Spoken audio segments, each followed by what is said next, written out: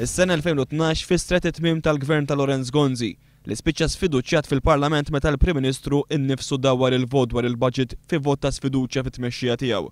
Kienet ukoll sena li matula kompla joħroġ fil-beraħ kif numru ta' proġetti li skont ma kien imwiegħed il-Prim Ministru Lorenz Gonzi kellhom iġibu investimenti ta' miljuni kbar ta' euro lejn pajjiżna u joħolqu eluf ta' impjiegi baqgħu biss fuq il-karta. Kien fit-8 ta' frar ta' din is-sena meta l-Prim Ministru waqt dibattitu mal-kap tal-Oppożizzjoni Joseph Muscat lejlet l-elezzjonijiet tal-Kunsilli Lokali ħabbar dak li suppost kellu jkun investiment kbir mill-Brażil. Jien nieħu pjaċir nafża illi minnaw ftit ieħor kumpanija kbira ħafna Brażiljana illi saret taf Malta f'nofs il-kriżi tal-Libja skoprit dil-pajjiż xkejken tagħna x'kapaċi joffri u issa sa tiddeċiedi li żarma minn post ieħor u tiġi f'pajjiżna. Issa dak issa naraw. L-isem tal-kumpanija iżda baqa' totalment mistur minkejja tentattivi li saru fil-Parlament permezz tal-mistoqsijiet parlamentari. 9 xhur wara mill-ġdid f'dibattitu bejn il-mexxejja politiċi, il-kwistjoni tal-kumpanija Brażiljana terġa' tqum.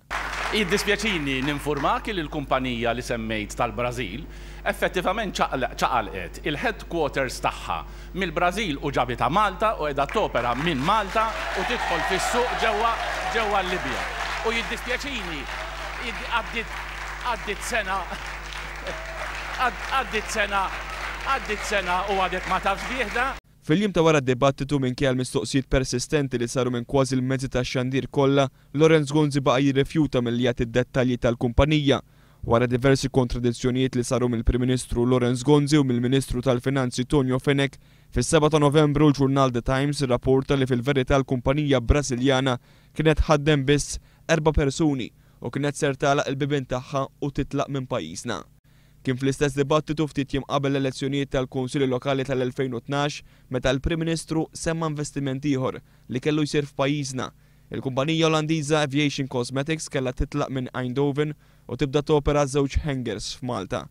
Aviation Cosmetics, a leading Dutch company offering specialized services to the aviation sector, will be relocating its current operations from Eindhoven to Malta. Kellha anke timpjega ma' 80 ħaddiem b'investiment ta' 22 miljun euro. With an investment of close to 22 million euros, Aviation Cosmetics will be setting up a specialized and dedicated facility employing over 80 people for the painting and the repainting of aircraft. Iżda l-wediet tal-Prim Ministru dwar din il-kumpanija baqgħu ma seħħewx. Bid-direttur maniġerjali ta' din il-kumpanija jgħid li l-Gvern kien aġġel lill-kumpanija tiegħu biex taqbad u tiffirma ftehim miegħu. Matul din l-aħħar sena tal-leġislatura l-poplu stenna li jseħħu l-wedi tal-Prim Ministru Lorenz Gonzi fuq proġetti kbar imweda kemm qabel kif ukoll wara l-elezzjoni ġenerali. Ewlieni fost dawn il-proġetti Smart City, proġett li kellu joħloq 1000 kbar ta' impjiegi ġodda. Waqt iż-żmien tal-operazzjoni malli nibdew noperaw qed jgħidu li l-impjiegi għandhom jistabilizzaw bejn 7,600 sa massimu ta' 10,500. Dan mill-proġett ta' Smart City. 5 snin wara iżda l-impjiegi mwiegħda baqgħu ma nħolqux bil-Gvern jagħmel minn kollox biex jevita milli jitkellem dwar Smart City.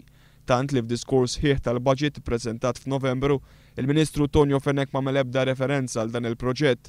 L-istess kif ma semma xejn dwar il-proġetti tal-White Rocks, tal-Morsa Sports Complex u tal-Crafts Village li skont ma kien imwiegħed mill-Prim Ministru il-koll kellhom isiru f'din il-leġislatura.